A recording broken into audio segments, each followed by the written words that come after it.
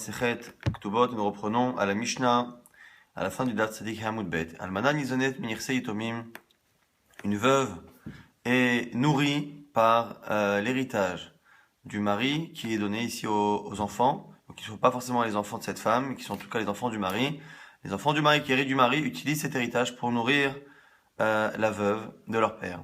Marseillade chez la haine, est-ce qu'elle gagne comme travail en contrepartie, va justement aux héritiers. Ven chavim bikvurata, par contre, eux n'ont pas l'obligation de l'enterrer lorsqu'elle décède. Ce sont ceux qui vont hériter d'elle ou hériter de sa ktuva qui auront l'obligation de l'enterrer, de payer l'enterrement. La Gemara pose une question. Nizonet nan o hanizonet nan. Le deuxième mot de la Mishnah, almana nizonet, une almana, une veuve, nourrie par les héritiers. Par les héritiers du père, donc du mari. Ici, la question que la Gemara se pose, est-ce que on dit c'est hanizonet ou nizonet, c'est-à-dire, est-ce que la phrase nous apprend deux halachot qui sont indépendantes, ou ça vient nous apprendre une seule halacha qui est dépendante d'une première, c'est-à-dire, est-ce que la phrase se lit comme ça?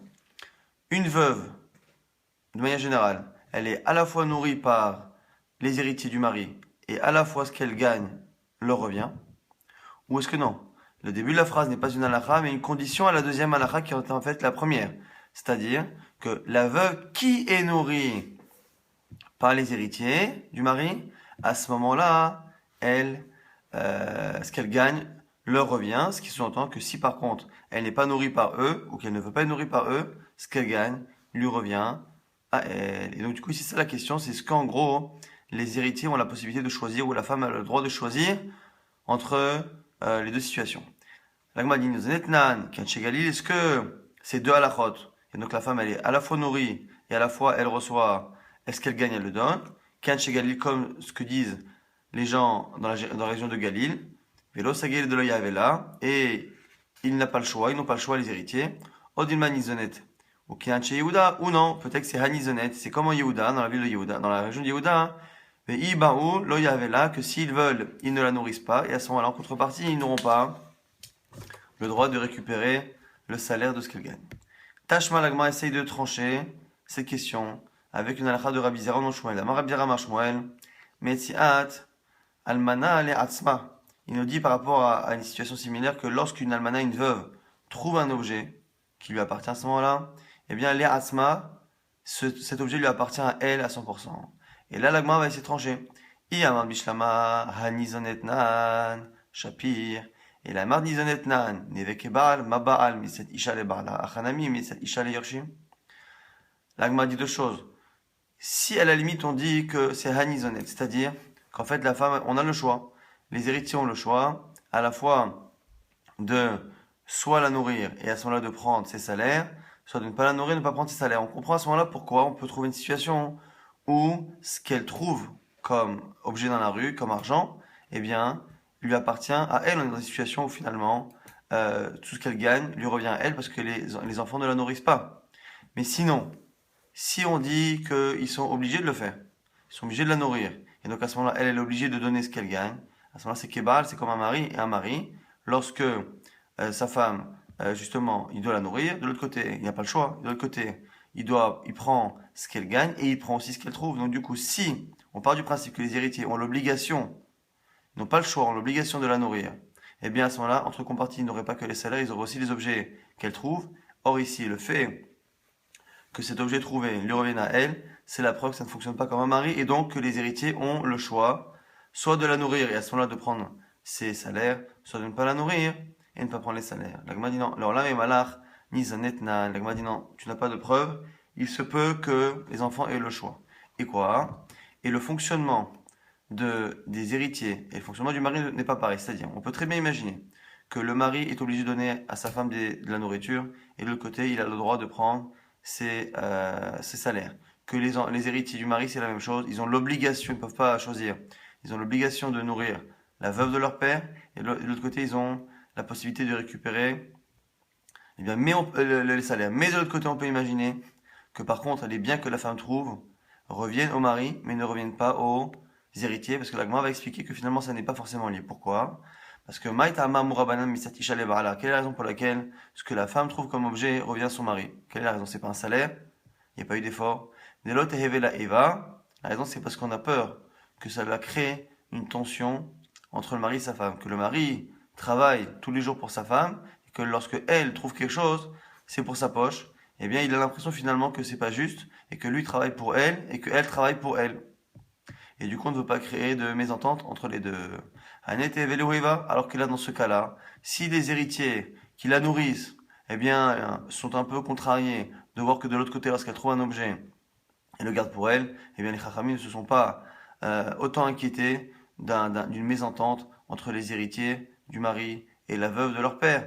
Le vrai problème étant un homme et une femme, entre deux hommes, un homme et une femme qui sont mariés, le problème est que le mari va pendant des années avoir une certaine rancœur envers sa femme pour qui il a l'impression de travailler, mais qui, elle, travaillerait pour son compte.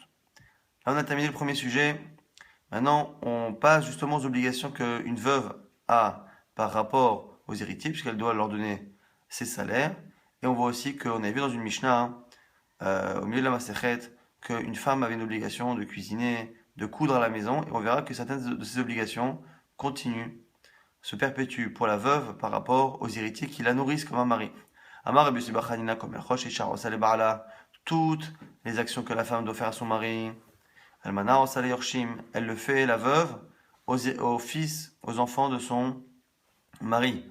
Chutz Memizigatakos, Vatsatamita, Hatzat Panav Yadavarga, sont trois choses qui sont typiques à une relation entre une femme et son mari. Le fait de lui servir du vin, de couper le vin avec de l'eau comme ça se faisait à l'époque. Vatsatamita, le fait de lui faire son lit. Hatzat Panav Yadavarga, et le fait de lui laver le visage, les mains et les pieds. Dans le même genre, Amar Rabbi Yoshua ben Levi, Kol Melachot Sha'eved Oseh Lerabo, toutes les choses qu'un serviteur doit faire à son maître, Talmid Oseh Lerabo, Chutz Miatarat Min'al. Un Talmid, un élève a le droit, voire même l'obligation, mais a le droit en tout cas de faire tout ce qu'un serviteur fait à son maître, sauf une chose. De lui enlever ses chaussures. Pourquoi? Parce qu'on a peur que les gens le prennent à ce moment-là pour un esclave. Un esclave ne peut pas se marier avec une juive, donc c'est compliqué. Et là-dessus, on va donner quelques restrictions à cette halakha. Amarava lo amaran ela bemakom shen makrinoto, bemakom shen makrinoto leitlan ba. Ravan nous dit attention, on parle ici d'un cas où l'élève fait ça à son maître dans un endroit où il n'est pas connu. S'il est dans sa ville et que tout le monde le connaît, personne ne va craindre qu'il soit esclave parce que tout le monde sait qui il est. Amaravashi bemakom shen makrinoto nami, amaran ela de l'omanar tfilin aval manar tfilin leitlan ba. Et pareil, même si c'est dans un endroit où il n'est pas connu. Si au moment où il le fait, il a encore les tfilines sur lui, ce qui se faisait à l'époque souvent, les gens gardaient les tfilines une bonne partie de la journée. S'il a les tfilines, on sait très bien qu'un réveil ne peut pas mettre des tfilines, à tel point que si le maître le laisse mettre les tfilines, c'est une preuve qu'il l'a libéré. Donc si un homme a les tfilines, c'est qu'il n'est pas réveil. Donc que ce soit parce qu'il est dans un endroit où il est connu, ou que ce soit parce qu'il a un signe sur lui qui sont ses tfilines, qui prouve qu'il n'est pas réveil, à ce moment-là, il n'y a pas d'interdiction pour cet élève d'enlever même les chaussures à son maître. Et par rapport à cela, Amar Rabbi Chia Baraba, Amar Rabbi Yochanan, au nom de Rabbi Yochanan, Kol hamonea talmido mishamsho, kilo monea mimenu chesed. Tout celui qui empêche son élève de le servir, eh bien, c'est comme s'il lui enlevait un don, c'était un manque qu'il lui donne. Pourquoi? Chez Neymar, la masse, mere'u chased. Le pasuk qui nous dit que celui justement qui lui enlève cette chose-là, mere'u chased, c'est comme s'il enlevait du chesed, la générosité à son proche, qui est ici son élève. Rav Nachman bar Yitzchak Amar, Af poek mimenu yirat shamayim shenema, Veirat Shaddai Yaazov. Et c'est aussi marqué là-bas que dans le même passage, ça se termine en disant que Veirat Shaddai Yaazov, que ce maître-là qui enlève cette possibilité que l'élève a de le servir, eh bien, il lui enlève même la crainte du ciel. On voit que la crainte du ciel s'acquiert aussi, surtout par le fait de servir son maître, ce qui veut dire que le Rav est coupable parce qu'il lui enlève déjà une mitzvah et qu'en plus, il lui enlève la possibilité de travailler ses Rachamayim. Amar Rabbi Elazar Almana, Shetafsa Metaltelim, Bimzonatea, Bashetafsa Tafsa. On a vu que l'almana a le droit d'être nourrie par les héritiers. La question c'est que se passe-t-il si cette femme-là, en attendant qu'elle soit payée, elle est partie, elle a pris des biens qui appartenaient à son mari, donc des biens ici mobiliers, pas des biens immobiliers, elle les a pris, elle les a gardés en gage. Elle a dit voilà, je ne les rends pas tant qu'on m'a pas donné l'argent dont j'ai besoin pour me nourrir. Et on voit que si elle le fait, ça marche. On ne lui demande pas de le rendre. Ce qu'elle a pris a été pris. On a encore une autre braïta qui confirme ce que dit Rabbi Elazar. que effectivement, si elle prend ces biens-là, ça marche. וכן כתב רב דימי, אמר מעשה בחלתו של רבי שבתאי שתפסה דסקה מלאמאות, ולא קרא ביד חכמים להוציא מידה pareil, même si elle n'a pas le droit de le faire לכתחילה.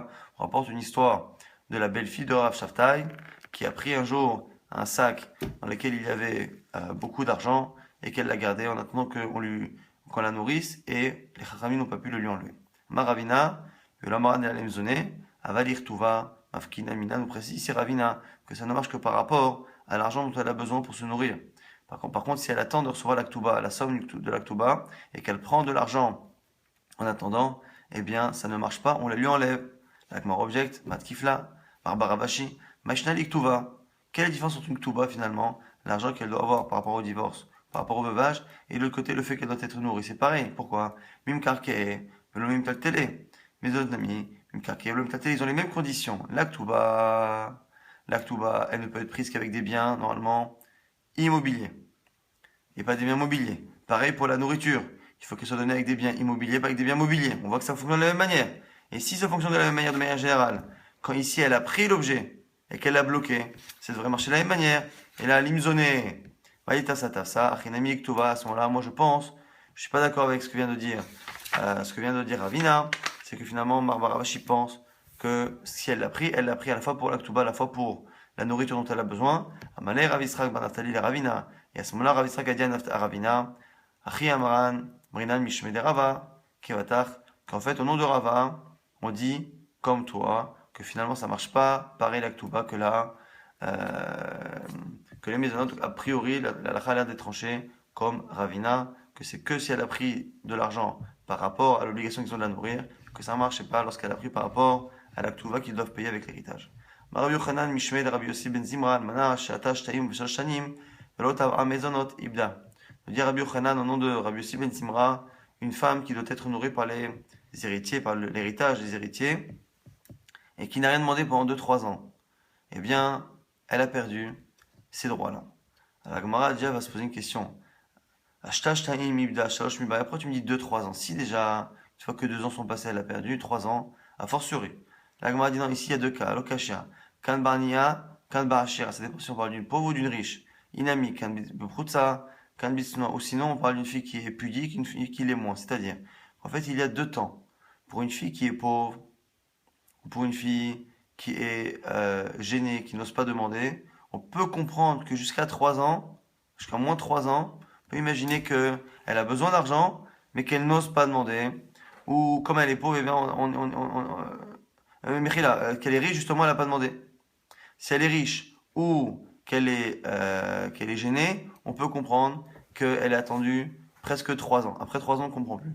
Par contre, si elle est pauvre ou qu'elle n'est pas spécialement gênée, eh bien, à partir de 2 ans, dès qu'on a dépassé 2 ans, on estime que c'est pas normal, si elle n'a pas demandé, c'est qu'elle n'a pas besoin. Et là, si on précise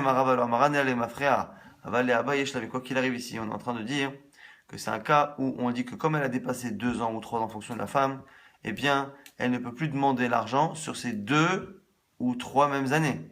Mais par contre, si elle commence à dire qu'elle en a besoin à partir de maintenant, eh bien, on lui donne, parce qu'ici, encore une fois, les 2 ou 3 ans ne sont qu'une preuve que sur les premières années, elle n'avait pas besoin. À partir de maintenant, si elle a besoin et qu'elle a toujours le droit à ses maisonnotes, eh bien, elle y a droit. Mais Rabbi Yochanan, nouvelle question de Rabbi Yochanan. Yitomim Shomrim, Netananu, Veyomeret, Lonatalti, Almi Laviraya. On a maintenant ici une almana qui vient demander de l'argent pour être nourrie pour l'année à venir.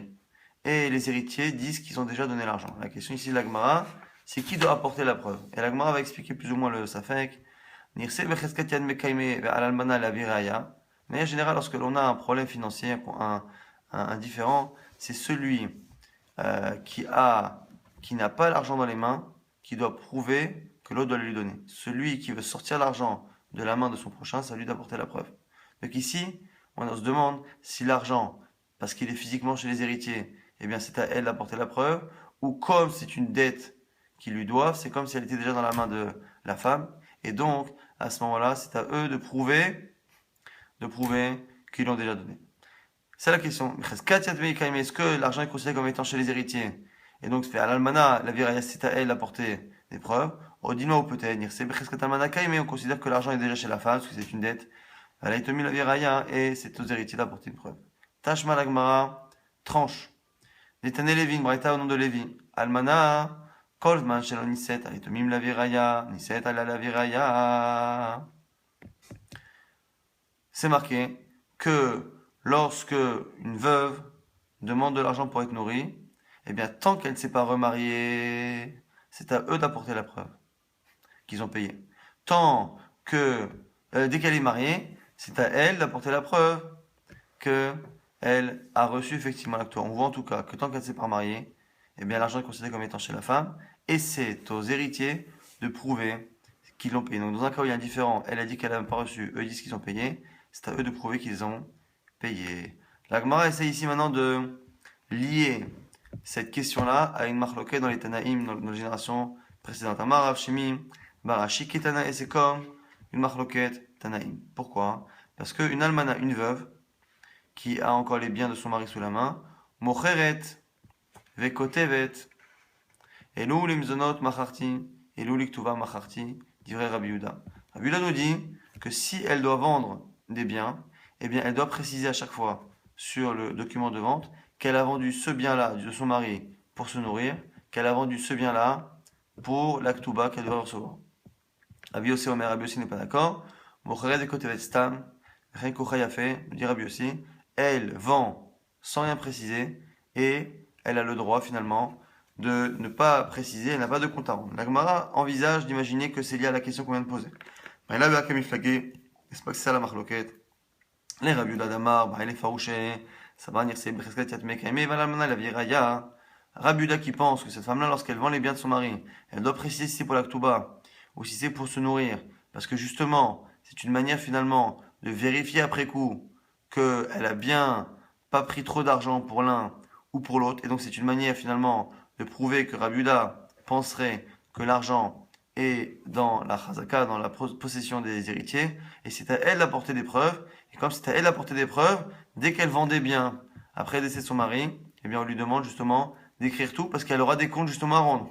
Et Rabbi aussi ça va, Loba elle est farouché, et Rabbi aussi qui ne dit qu'elle ne doit rien préciser, c'est qu'il pense qu'elle n'a pas de compte à rendre, c'est-à-dire que ce n'est pas à elle d'apporter la preuve. Loba elle est farouché, Nirse becheskat almanakeme, aleitumim leaviraya. La Gemara va objecter et va repousser et va dire que finalement cette braïta-là n'est pas liée forcément à la marque locale, qu'on peut la comprendre à la fois selon un avis, selon l'autre. Mimai, aucune preuve. Dilma, tu peux très bien imaginer que les deux avis là-bas, Rabbi Yossi et Rabbi Yehuda, les deux pensent que les biens sont considérés comme étant dans le domaine de la femme et c'est aux enfants de rapporter des preuves. Alors quoi? Si c'est aux enfants de rapporter les preuves, pourquoi Rabbi Yehuda demande à cette femme-là de tout préciser lorsqu'elle vend? Rabbi Yehuda, Aïsatova Kamash Malan. Rabbi Yehuda ne vient donner qu'un conseil. Pourquoi? Kamash Malan de l'olikrule ra'anuta. Pour éviter justement qu'on puisse la critiquer et dire qu'elle a consommé trop, elle a trop vendu pour se nourrir, ou pour qu'on la traite de malhonnête ou de femme qui est dépensière. Eh bien, Rabbi Yehuda conseille à cette femme d'écrire tout sur les documents. Et Ilotemachi était obligé de dire ça. Pourquoi? Parce que Hadeva et Rabbi Yochanan, puisque la question de Rabbi Yochanan, si elle était liée à cette braïta, eh bien, on pourrait répondre à la question de Rabbi Yochanan avec notre Mishnah. Parce que la vie de Rabbi Yossi et Rabbi Yehuda, c'est dans une braïta. Mais dans la Mishnah qui va suivre, dans ce même Pérec, dans une Mishnah, on a la vie de Rabbi Yehuda qui est tranchée. C'est-à-dire que la Mishnah tranche comme Rabbi Yehuda. Et donc, si on avait un lien entre ce sujet-là, de cette braïta et de cette Mishnah, et la question de Rabbi Yochanan n'aurait pas posé la question, la lacha serait tranchée directement. Tifshotim matitin, mocheret, imzonot, shelo bevedin, kotevet, et l'imzot macharti, c'est marqué dans la Mishnah clairement, dans Tzadik Zayin, que la femme qui vend les maisonnotes, qui vend pour les maisonnotes, elle doit écrire, j'ai vendu pour les maisonnotes. Et donc tu vois bien que finalement, ça n'est pas une preuve, et que ce qui est marqué dans la Mishnah, et la matitin, les kalemeshmamina, ici on est obligé de dire que là-bas c'est un conseil, à la fois dans notre Mishnah, à la fois dans la Braïta. Rabbi Yehuda, ça n'est qu'un conseil qui donne à la femme de tout écrire pour ne pas qu'on puisse la critiquer, mais ça n'est pas une preuve que la femme de manière générale doit rendre des comptes pour récupérer l'argent, pour être nourrie par l'héritage de son mari défunt. Inami, autre possibilité de comprendre la Braïta. Nous on a dit que c'est possible de la comprendre en disant que c'est aux enfants de rapporter une preuve, mais c'est possible aussi de le comprendre comme l'inverse. Inami de kula alma nirse becheskat yatme kaime. Possible de dire que c'est les enfants qui ont droit et que c'est à la femme de rapporter une preuve. Et notamment des Rabbi aussi. Alors si c'est maintenant aux enfants de rapporter les preuves, comment se fait-il ici que Rabbi aussi dise que la femme elle a le droit de ne rien marquer, qu'elle n'a pas de compte à rendre, qui est d'Abaye Kashisha, comme ce qu'a dit Abaye Kashisha. Abaye Kashisha, Damar Abaye Kashisha, Machal de Rabbi aussi, l'histoire de Rabbi aussi, qui dit que la femme a le droit de ne rien marquer. Les mains d'avoir donné à quoi ça ressemble? Ishri Mera Shamar, Tenu Mataim Zuz, les ploni Baal Chovi. Ça ressemble à un cas où on voit que quelqu'un a une force de choisir entre les deux, c'est-à-dire Shriv Mera, quelqu'un qui est mourant et qui avant de mourir, on sait très bien qu'un mourant, tout ce qu'il dit, on l'écoute même s'il n'écrit pas. Il dit donnez 200 zouz à un tel qui est celui qui m'a prêté de l'argent. Et il ne précise pas s'il veut lui donner parce qu'il l'apprécie ou parce qu'il lui a donné de l'argent, ou parce que c'est une manière de lui rembourser sa dette. Et à ce moment-là, nous dit quoi à ce moment-là avec Ashisha? Celui qui reçoit l'argent, donc le créancier de cette personne qui est mourante, a le choix, en prenant cet argent, de soit le prendre comme étant un remboursement de la dette, soit de le prendre comme un don, puisque le mourant n'a rien précisé, il peut le prendre comme un don et venir plus tard réclamer aux héritiers l'argent de la dette. N'est-ce pas qu'il a la force de choisir? Et ici, il pense avec Ashisha qu'en fait, même si en général c'est à la femme de rapporter une preuve, ici dans ce cas-là où elle a vendu ces biens-là, eh bien elle peut ne rien marquer et choisir après de dire si elle les a vendus pour les maisonnotes ou si elle les a vendus pour la Ktouba.